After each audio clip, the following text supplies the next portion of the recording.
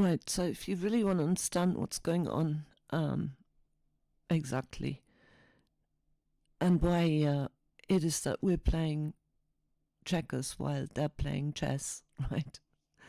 And why this isn't a religious conflict either. Not for the ones who are behind it, initiating it. It is portrayed as such to the masses, right? Because they're using every trick in the book, every kind of thing that they could split and divide people over the centuries that they've accumulated, religion and different ethnic societies, and black and white and races against one another, you name it, whatever they could pitch us against one another has been used. But this is, honest to God, such a comprehensive explanation. I gotta just share this. This is really explaining what is going on. And, we're so far past even a resemblance of a capitalist society at this stage. It's gone way beyond that, right?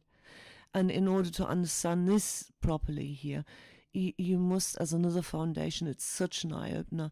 The documentary I shared yesterday, everything is a rich man's trick. It's explaining the whole JF Kennedy thing all the way up to present day, who, what, where, why, all of it. Listen to this, it's fantastic. So, firstly, you talked about we've got this big geopolitical transition that I've been talking about for years, that other people believe is happening, which is this transition to a multipolar world. You have an America, the previous empire, which was really a continuation of the British Empire. And now the British Empire and this Anglo-Saxon empire, as it were, was subordinate to this private financial and global capital. And so over the years, through financialization and securitization, the West has been fully captured. It is subordinate to banks. And through the public markets, banks are able to, or this financial industrial complex, to be more accurate, is able to control the military industrial complex, which underneath it has the concept of a deep state with MI6, Mossad, the colonies, Five Eyes, this type of stuff. And then you have a rising new control grid in the technical industrial complex. And so the concept of a multipolar world is that it used to be that you could use the military in order to gain access to all the resources that you need to subordinate a country so that it would print its own money once you've installed a Western central bank. And it could use that money in order to take over all the resources, regime change a country, install a corrupt leader, and then make sure that those resources come back to prop up the dollar. And that all that money is lent to the US government through the treasury markets. And so whatever happens at the Federal Reserve level, like if you get some inflation in America, you get it 10 times worse in these countries that are subordinate to the dollar. And so you have the IMF that goes out there to try and enforce these things. Now, this has been done throughout the multi-decades US empire. But we had this trend where, again, I always try to bring it financial, and then we'll get right into the geopolitical and the current. You have this trend where effectively this global financial industrial complex would use financialization, securitization, and now tokenization in order to make all corporate interests subordinate to it, as well as use lobbies in order to control the government, and then use blackmail rings in order to control power, judicial, and various other things. Now, what did it want to do when it came off the gold standard in 71, which was a debt default after the Vietnam War? So once it could no longer default, once it could no longer pay, we entered into this fiat currency standard, where it was just effectively rolling over a Ponzi scheme and you didn't need to back it by debt. You just needed to back it by the ability to sell US treasuries, and the financial industrial complex used those US treasuries as collateral to get as many resources as it possibly could. Now, at some stage, you completely hollow out the manufacturing base, which is what happened to America. You had globalization, you had the World Trade Organization, it would bring China into the fold. And in China, through its vast population and currency suppression, was able to build the strongest military base in the world. Think about the British Empire. When there was a Dutch Empire, it was built upon naval ships. The British Empire were able to, they were the cheap labor at the time, and then they copied the technology and built their own naval fleet. And then at the end of that, the Bank of England bankrupted the country. We had World War One, World War Two, and America had the manufacturing base that built the military industrial complex. And eventually it was co-opted by the financial industrial complex. Now the military industrial complex is being disrupted by technology and the technical industrial complex. Now, what happened in Iran, for example, is they built a new military based upon drones, based upon cybersecurity, based upon artificial intelligence, based upon military, as did Israel. While America was kind of these big naval ships and, legacy type of finance. And it now turns out that you could take a ginormous bomb that costs millions and billions to produce at scale, and a $50,000 drone is able to just come and take out these ships, take out these missiles. And so we've had this massive technology change. But who was building it all? Well, everyone was using China. And so China had the cheap labor. China had the manufacturing base. China had all of the rare earth minerals and components that are needed. China had all the commodities, and it became the only country that had all the parts of the equation. So China slowly started to kind of reverse this IMF financial colonization. And China built a manufacturing base and built a Belt and Road Initiative, started building up Africa, started building up the Middle East, started building up different parts of Asia, built relationships, didn't regime change them, didn't take over, didn't install like their puppet leaders, allowed them to have their ideology, and allowed them to use some of their resources as well. So China was able to exert more and more influence. America's share of GDP shrunk from 60% to now 25%. And now what happened, because you had this global network of the financial industrial complex that effectively controls the corporate interest, all of the people are in debt, controls the government through bondholders, controls the capital markets through, and controls the media, you're able to just effectively turn America and rent the military industrial complex, almost like a rent militia to go get you resources. And so with that, the growth opportunities of these financial industrial complex starts looking for foreign opportunities. And so they start pushing capital into other countries. They start, through globalization, take advantage of China's cheap manufacturing base. And effectively, their GDP keeps going up. The currency of America keeps getting stronger and stronger and stronger because everyone's lending it back to the US government. But it's just taking out the manufacturing base until like the 70% of the economy is service based, and most of it is financialization. So it turns into pure speculation, currency speculation, and that's kind of where we are. At that stage, you hit a debt crisis, end of empire, and that's kind of where America is, just rolling over its debt. Now, once you hit what we call the fiscal dominant stage, this is the economic and background to then we can understand these wars. You hit a stage where you need to print as much money as possible and spend it back into the stock market. So here's what happens: is you burden the American people with all of the debt. The financial institutions receive all the interest, but now it starts to become, problematic in terms of your ability to roll over the debt. So when you get the government to come up with more and more reasons to print money and spend it back into the stock market. And the easiest way to do that is via the military industrial complex. So you get Trump to increase his budget from $1 trillion to $1.5 trillion. That goes pumped into military. Military are then able to go and get as many resources as they can. You get as many resources as you can, and you use that in stock value.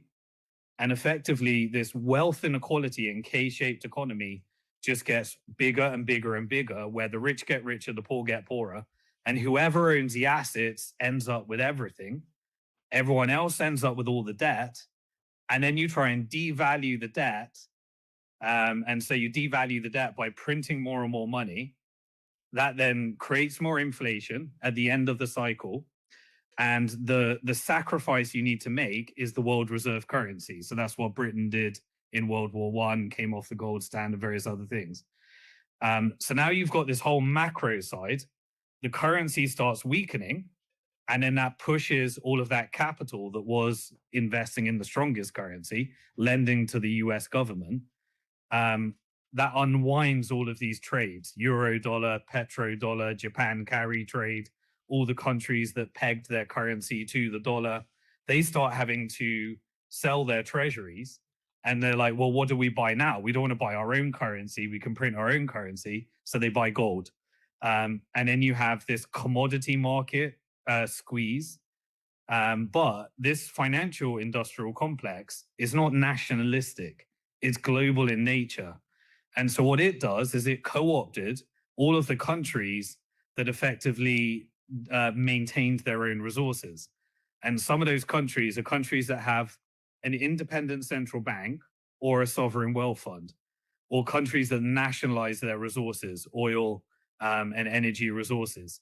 And so if you look around the world, the countries that did that the best in Europe was Norway. So you have the Norwegian sovereign wealth fund. You had China that has this ginormous surpluses. You have Japan that has massive debt, but massive surpluses as well. And then you have the countries that have all the energy and were effectively the Gulf countries. So you have the Qatari sovereign wealth fund, the Saudi sovereign wealth fund, the UAE sovereign wealth fund, the Kuwait sovereign wealth fund. All of this, which we can call transnational capital, partnered with the Western financial industrial complex, and they're able to set the order. They're able to manage capital flows. They're managed to rent the US military, the most powerful military in the world. And they're able to effectively manage these capital flows. And now it wants that, because the returns in America are not what they were, it's resetting the world order. But at the same time, there were sovereign countries that were able to exert pressure against this, which was China. And then you had Russia as well. But China partners with Russia. It's really China. So now you can't, you have massive competition here, which is China. Now they effectively have to negotiate with transnational capital. And so if you look all around the world right now, you got China and Asia. You got the middle, which is the Gulf countries, Iran, Israel. And then you've got America, which is effectively Europe underneath it, and Canada and everything there. All of this block is effectively decided, we'll put as much of that into the private American liquid stock markets. We'll laden everyone with debt, and we'll create energy dependencies so they become fully dependent. That's one strategy. How do you how do you control Europe? You destroy their energy supplies, and you acquire all of their assets, and you make them buy all your military. You have NATO, various other things, and you create a Western Hemisphere bloc.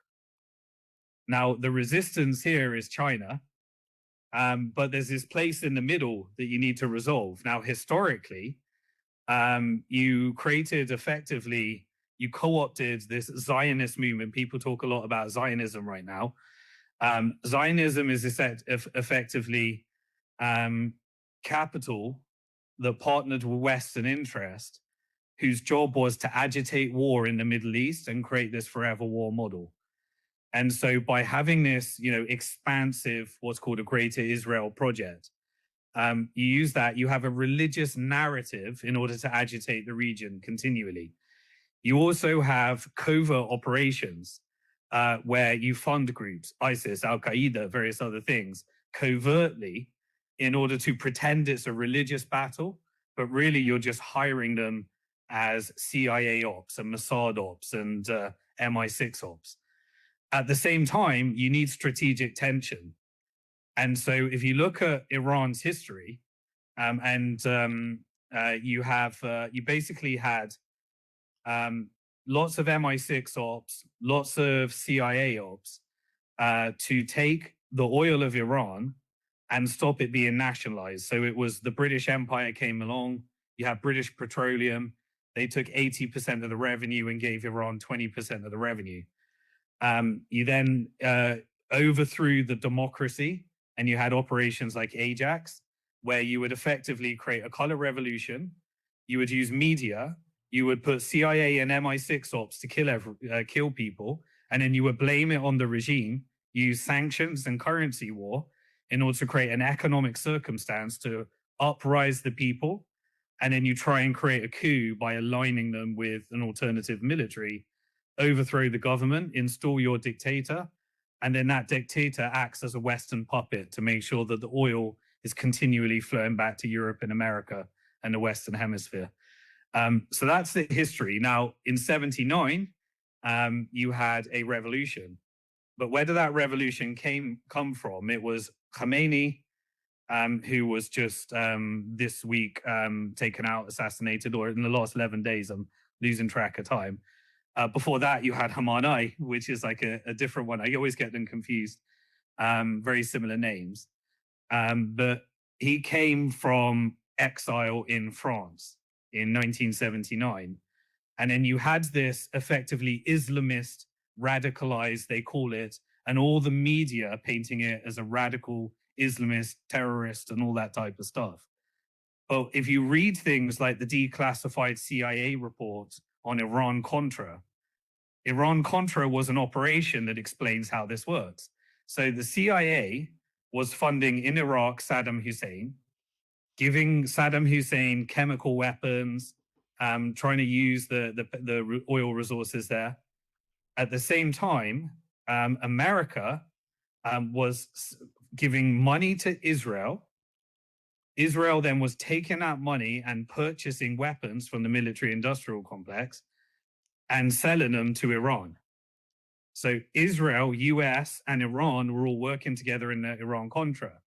Then Iran built a weapons smuggling network that was going back to Contras, which is like militia groups, you hire mercenaries in Nicaragua that were protecting the US drug trafficking routes, which is obviously done by the CIA. So everything you can see, you can look at what's happening in Mexico right now. You can look at what's happening in Iran, look what's happening in Israel, look what's happening in US, and you can see that operation never ended.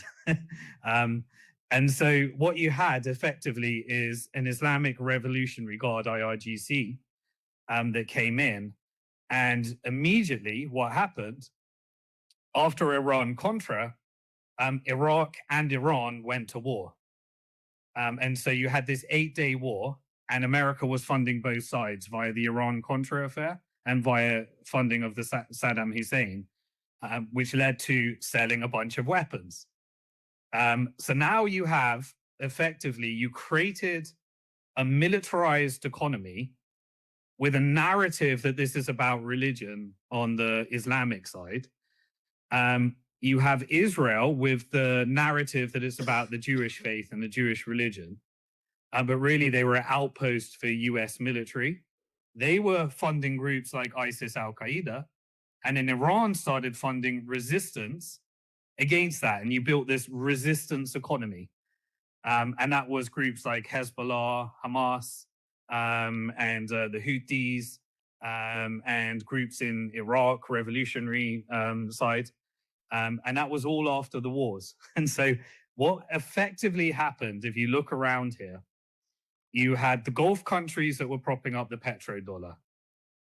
You had Turkey that was partnering with NATO. You had Israel that was an outpost for the US military industrial complex. and you had Iran that was funding the resistance economy.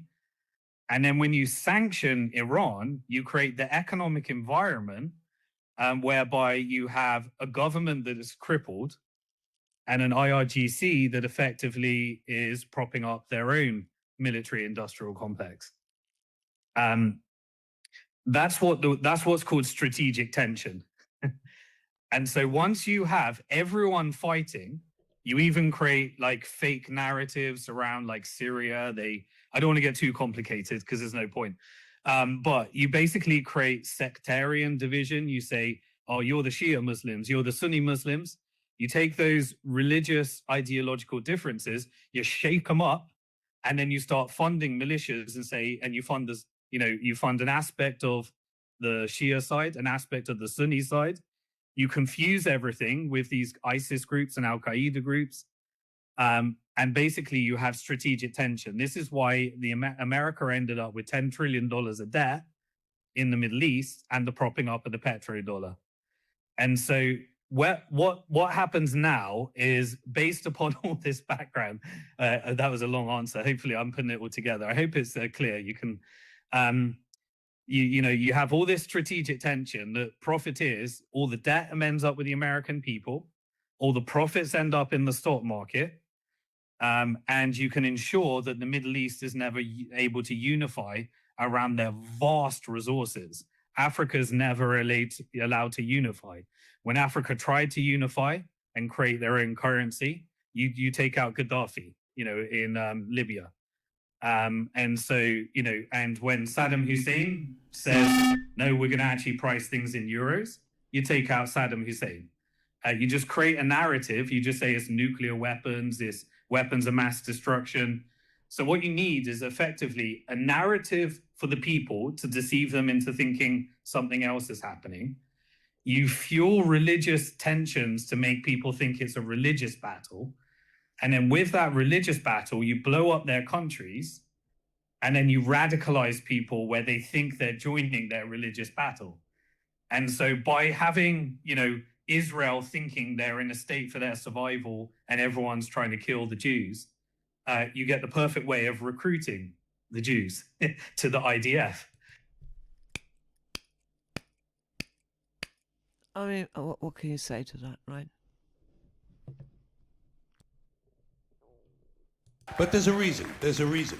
There's a reason for this. There's a reason education sucks, and it's the same reason that it will never, ever, ever be fixed. It's never going to get any better. Don't look for it. Be happy with what you got. Because the owners of this country don't want that. I'm talking about the real owners now. The real owners, the big wealthy business interests that control things and make all the important decisions. Forget the politicians. The politicians are put there to give you the idea that you have freedom of choice. You don't. You have no choice. You have owners. They own you. They own everything. They own all the important land. They own and control the corporations. They've long since bought and paid for the Senate, the Congress, the state houses, the city halls. They got the judges in their back pockets. And they own all the big media companies, so they control just about all of the news and information you get to hear. They got you by the balls. They spend billions of dollars every year lobbying to get what they want. Well, we know what they want. They want more for themselves and less for everybody else. But I'll tell you what they don't want. They don't want a population of citizens capable of critical thinking. They don't want well-informed, well-educated people capable of critical thinking. They're not interested in that. That doesn't help them. That's against their interest. That's right.